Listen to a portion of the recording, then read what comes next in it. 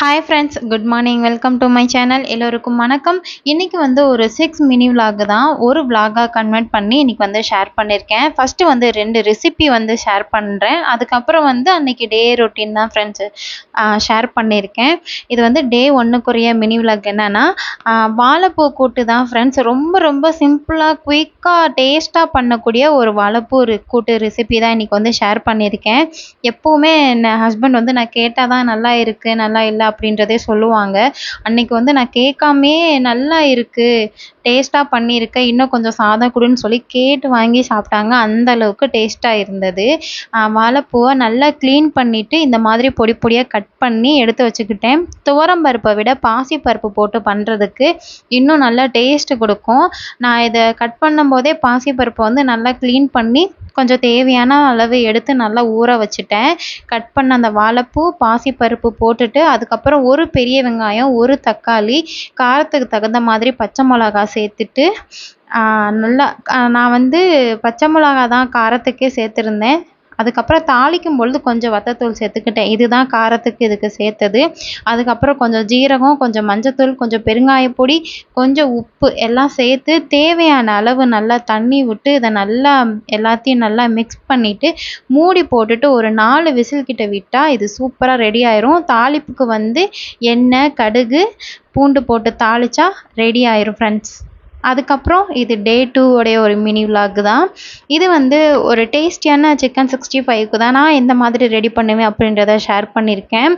First கொஞ்சம் ரவை எடுத்துக்கலாம். அதுக்கப்புறம் பச்சரிசி மாவு, அதுக்கப்புறம் கார்ன்ஃப்ளவர் மாவு, அதுக்கப்புறம் ஜீரகத்தூள், மிளகுத்தூள், மல்லித்தூள், அதுக்கப்புறம் சிக்கன் மசாலா, தேவையான அளவு உப்பு எல்லாம் போட்டுட்டு நல்லா மிக்ஸ் பண்ணி ஒரு 10 நிமிஷம் கிட்ட நம்ம வச்சா நல்லாயிருக்கும். ரவை நிறைய போடக்கூடாது. சும்மா ஒரு 2 பிஞ்ச் அளவு கையில் பிடிச்சு போடணும். சிக்கன் எந்த அளவுக்கு இருக்கோ அந்த அளவுக்கு நம்ம போட்டோன்னா, ரவை ஏன் போடுறோன்னா அந்த மசாலெல்லாம் உதிர விடாமல் அந்த சிக்கனில் நல்லா ஸ்ட்ராங்காக பிடிச்சிக்கிறோம். அதுக்கு தான் நான் ரவை சேர்க்குறது.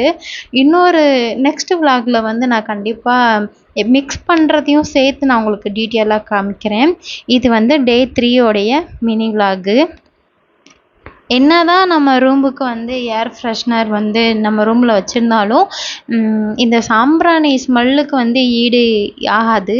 அன்றைக்கி அப்படி தான் ஒரு ஈவினிங் ரொட்டீன் தான் ஃப்ரெண்ட்ஸ். இது நல்லா எனக்கு கிச்சன் எல்லாம் நீட்டாக இருந்தது. ஒரு சாம்பிராணி ஏற்றி வச்சுட்டு வேலை பார்த்தா அந்த ஸ்மெல்லோட கொஞ்சம் நல்லா இருக்குமேன்னு தோணுச்சு.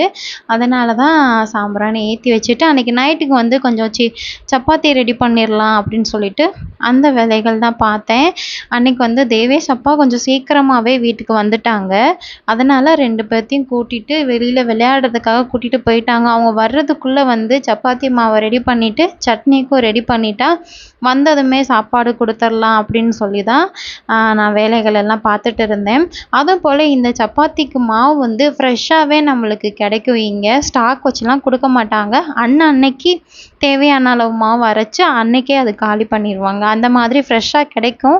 நம்மளுக்கு டைம் கிடைக்காதனால கொஞ்சம் பல்காக வாங்கி வச்சிடுறது. எனக்கு ஒரு 20 நாள் கிட்ட இந்த மாவு தாராளமாக வரும். அதுக்கப்புறம் நான் மாவு பிசைகிறதுக்கு ஜில் தண்ணி ஊற்றி தான் பிணைவேன். சுடு தண்ணி ஊற்றி பிணையறதில்ல. அதே மாதிரி மாவு பெசரி வைக்கும் பொழுதே தேவையான அளவு எண்ணெயும் ஊற்றி அப்படியே பெசறிடுறது. நல்லா இது ஒரு 10 நிமிஷம் கிட்ட நல்லா ஊற வச்சுட்டாலே நல்லா டேஸ்ட்டாக பஃபியாக எழுந்து வரும். இந்த சப்பாத்தி நல்லா இருக்கும். இதுக்கு நான் மத்தியானம் பண்ணுன கொஞ்சம் அந்த மீல் மேக்கர் கொஞ்சம் இருந்தது. அதுக்கப்புறம் சப்பாத்தி. இதுக்கு நான் வேர்க்கடலை சட்னி தான் பண்ணியிருந்தேன். எனக்கு குருமா உருளைக்கிழங்கு குருமா வைக்கலான்னு தான் பார்த்தேன். ஆனால் சப்பாத்திக்கு அது நல்லா இருக்காது. சரி நம்ம சட்னியே பண்ணிடலான்னு சொல்லிட்டு வேர்க்கடலை சட்னி தான் ஃப்ரெண்ட்ஸ் பண்ணியிருந்தேன். அன்றைக்கி டே ரொட்டீன் இந்த மாதிரி தான் இருந்தது. அதுக்கப்புறம் டே 4க்குரிய ஒரு மினி விலாக் தான். இது வீக் டேஸில் தான் ஒரு நாள் போயிருந்தோம். எப்போவுமே நாங்கள் சண்டே ஆனால் இந்த பார்க்குக்கு போவோம். என்னோடய வீடியோவை ரெகுலராக பார்க்குறவங்களுக்கு கண்டிப்பாக தெரியும். நான் அடிக்கடி போகிற பிளேஸில் இது ஒன்று. எனக்கு என்னவோ இந்த பார்க்குக்கு வந்தால் ரொம்ப ரொம்ப ஹாப்பியாக இருக்கும். அது என்ன ஏனே தெரியாது. இந்த பார்க்கு ரொம்ப நீட்டாக ஹைஜீனிக்காக மெயின்டைன் பண்ணுவாங்க. அதுவும் போல் இங்கே செக்யூரிட்டி நல்லா இருக்கும். குழந்தைங்க எதில் விளாட்ணும், பெரியவங்க எதில் விளாட்ணும் அப்படின்றத நோட்டீஸ் பண்ணிகிட்டே இருப்பாங்க. சப்போஸ் குழந்தைங்க விளையாடுற இடத்துல பெரியவங்க இருந்தாலும் சரி, பெரியவங்க ஒர்க் பண்ணுற இடத்துல குட்டி குழந்தைங்க இருந்தாலும் சரி, கண்டிப்பாக வந்து திட்டி அவங்கவுங்க பிளேஸ்க்கு போங்க அப்படின்னு சொல்லி விளையாட விடுவாங்க. மற்றபடி நம்மளை இங்கே அங்கே அதெல்லாம் எதுவும் சொல்ல மாட்டாங்க. ரூல்ஸ் படி அங்கே போய் நம்ம விளையாடிட்டு வந்தோன்னா ஒன்றும் சொல்ல மாட்டாங்க. அன்னைக்கு அப்படிதான் ஊருக்கு போய் ஒரு 2 மாதம் இருக்கு. இந்த பிளேஸுக்கு வந்து ஒரு 2 மாதம் இருக்கும். தேவும் அதிக்கும் வந்து இந்த இடத்துக்கு வந்தோடனே ரொம்ப ஹாப்பியாக எனர்ஜியாக வந்து விளையாடினாங்க. அவங்களையும் இப்போல்லாம் லீவுன்றனால ஒரு வீட்டுக்குள்ளேயே வச்சுருக்கேன். நல்ல வெயில் இருக்குது, வெளியிலையும் அனுப்ப முடியல. அதனால் இந்த மாதிரி கொஞ்சம் அப்பப்போ வெளியில் கூட்டிகிட்டு போனால் அவங்களுக்கும் மைண்டு ரிலாக்ஸாக இருக்கும்ல, அதனால் அவங்களையும் கூட்டிகிட்டு வந்தாச்சு. அப்புறம் வரும்போதே வந்து தேவேஷ் கொஞ்சமாக எனக்கு வாங்கி கொடுங்கம்மா, ரொம்ப நாள் ஆச்சு, எனக்கு வேணும் அப்படின்னு சொல்லி கேட்டிருந்தான். அவனுக்காக வாங்கியாச்சு. இது வந்து டே 5க்குரிய ஒரு மினி விலாக் தான். கண்டிப்பாக நான் இந்த விலாகில் வந்து இந்த மினி விலாகில் வந்து கண்டிப்பாக சாரி சொல்லணும் ஃப்ரெண்ட்ஸ். ஏன்னா எனக்கு வந்து இந்த ஸ்டெப்பாக இந்த லேயராக இருக்க இந்த ஹேர் ஸ்டைல் போகணுன்னு எனக்கு ரொம்ப நாள் ஆசை. எங்கள் அம்மா வந்து சின்ன பிள்ளையில வந்து எனக்கு அடிக்கடி போட்டு விடுவாங்க.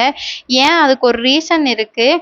ஏன்னா இப்போ சனிக்கிழமை காலையில் போட்டு விட்டாங்கன்னா ஞாயிற்றுக்கிழமை அப்புறம் சண்டே ஈவினிங் தான் வந்து தலையெல்லாம் அந்த பின்னலை எடுத்து விட்டு குளிப்பாட்டி விடுவாங்க.